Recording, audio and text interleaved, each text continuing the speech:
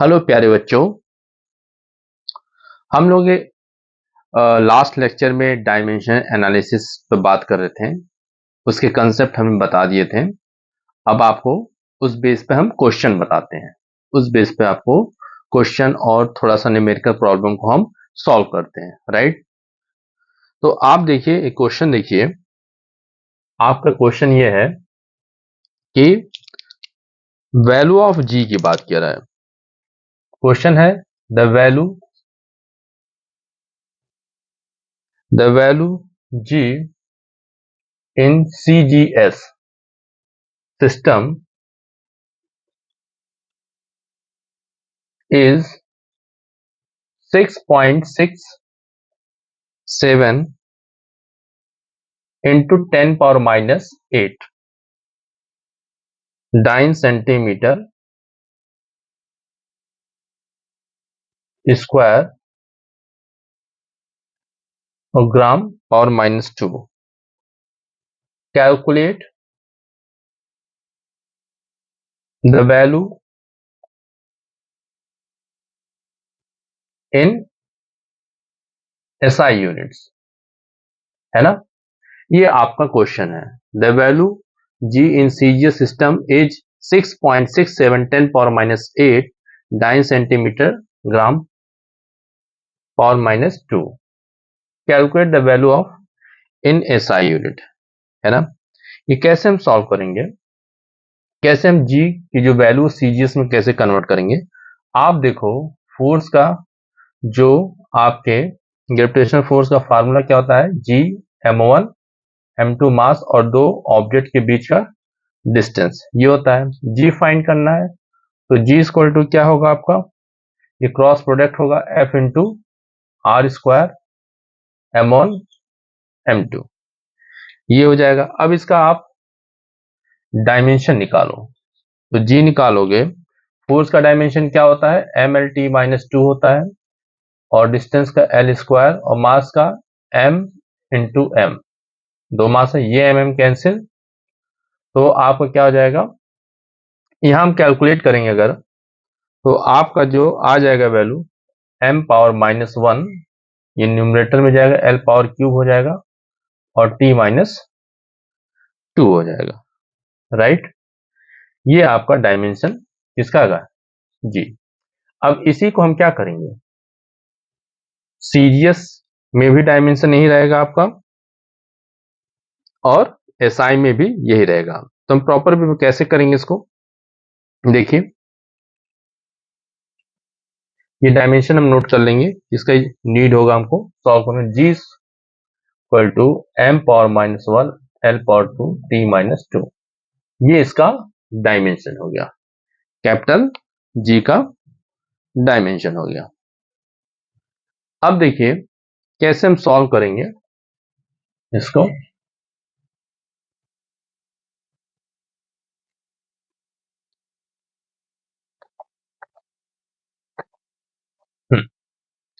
कैसे कन्वर्ट करेंगे, आपको पता है फार्मूला क्या है, N1 U1 और N2 U2, राइट।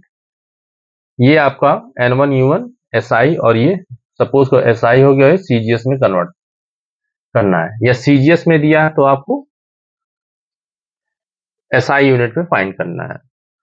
तो मतलब क्या है, आपको N1 की वैल्यू फाइंड करना है, N2 की वैल्यू गिवन में दिया है, तो N1 फाइंड करना है, U1 और N2 की वैल्यू क्या, 6.67 10 पावर माइनस 8, और ये U2 इसका यूनिट हो जाएगा मास में आके।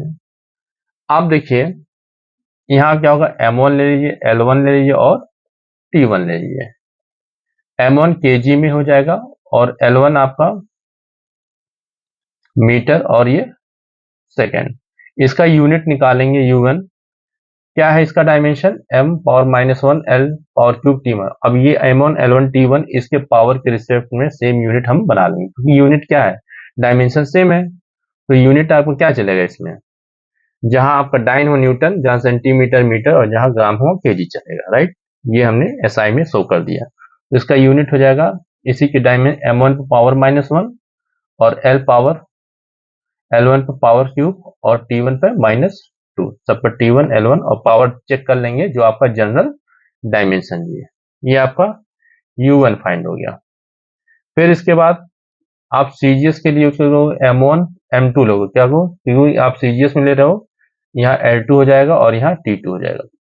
तो आप देखो M2 kg है तो सीजीएस के लिए क्या चलता है, ग्राम चलता है, L2 क्या सेंटीमीटर चलेगा, T2 क्या सेकंड, दोनों के लिए होगा। अब U2 डायमेंशन निकाल लो, तो यहाँ आपका M2 पावर माइनस हो जाए, बस टर्म हो गया, पावर वही सेम रहेगा, इससे हम चेक कर लेंगे। यहाँ L2 पावर क्यूब और T2 माइनस 2, ये आपका U2 निकल गया, राइट। अब आपका U2 यूनिट निकल गया। अब क्या करेंगे, हम फार्मूला यूज करेंगे। फार्मूला क्या यूज करेंगे, N1 U1 और N2 U2। N1 की वैल्यू आपको फाइंड करना है और U1 क्या है आपका M1 power -1 L1 power cube और T1 माइनस 2, राइट।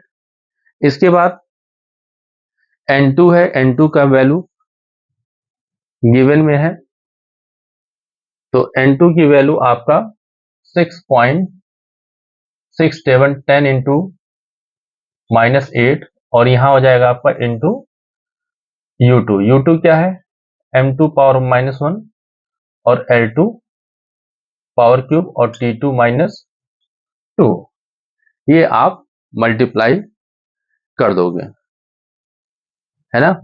मल्टीप्लाई करने के बाद हम यूज करेंगे, इसको सॉल्व करेंगे। तो देखिए कैसे सॉल्व करेंगे इसको, ये तो हमने बना लिया इक्वेशन, तो आप नोट कर लीजिएगा। अब इसको जब सॉल्व करेंगे तो ये N1 होल्ड रहेगा और ये आपका 6.6710 पावर -8 है ना, तो 6.6710 पावर -8 और यहाँ M2 क्या लिखेंगे, M2 अपॉन M1, पावर कितना हो जाएगा, यहाँ -1 है, इस पर भी -1 डिवाइड हो गया तो यहाँ -1 चला जाएगा। फिर यहाँ L2 अपॉन L1, पावर कितना क्यूब हो जाएगा, T2 अपॉन T1 पावर -2 हो जाएगा। अब देखिए 6.6710 पावर -8, अब M2 आप क्या था,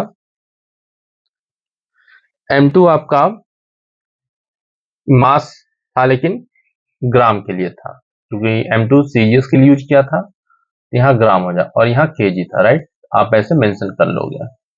L2 क्या हो जाएगा आपका, L2 आपका सेंटीमीटर था, पीछे वाले में जो चार्ट बनाया तो उसी का हम यूज कर रहे हैं, आप चेक कर सकते हैं। और यहाँ हो जाएगा आपका मीटर पावर क्यूब और यहाँ T2 है सेकंड अपॉन सेकंड, ये हमने चार्ट से ले लिया, राइट। अब इसको सारा वैल्यू हम पुट कर लेंगे, 6.6710 पावर -8 ग्राम, यहाँ कितना ग्राम होगा, 1 kg को कन्वर्ट करोगे तो 1000 ग्राम। सेंटीमीटर है, यहाँ 100 सेंटीमीटर, मीटर कन्वर्ट करने, सेकंड सेकंड कैंसिल, 1 पावर -2, तो 2 टाइम्स मल्टीप्लाई होगा तो ये प्लस हो जाएगा। इसके बाद क्या आपका ग्राम ग्राम कैंसिल, ये अब देखिए यहाँ 1000 ग्राम था और 100 सेंटीमीटर, तो कितना पावर होगा, 10 पावर 5 और न्यूमरेटर में जाएगा तो आपका किसमें चला जाएगा, माइनस में चले। हाँ, और ये एक बात ये है, पावर भी आपका ये भी ध्यान दीजिएगा, ये -1 है, ध्यान दीजिएगा। तो आप देखो यहाँ, तो 6 पॉइंट, ये थोड़ा सा हम रफ कर सकते हैं, क्वेश्चन तो आप नोट ही कर चुके होंगे।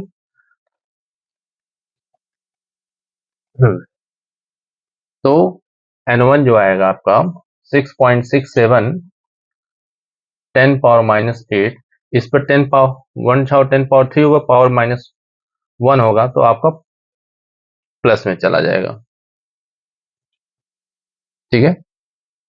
तो चेक कर लेते हैं, 10 पावर,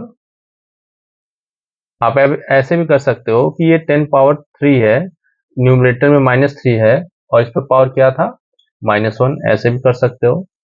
और यहाँ 10 पावर स्क्वायर होगा, ऊपर जाएगा माइनस हो जाएगा, इस पर पावर 3 हो जाएगा और ये माइनस में प्लस ही हो जाएगा, राइट। अब और कैलकुलेट करते हैं, 6.67 10 पावर -8, यहाँ हो जाएगा आपका -1 पावर मल्टीप्लाई प्लस हो जाएगा, और यहाँ माइनस है और ये प्लस है, तो कितना हो जाएगा -6 हो जाएगा।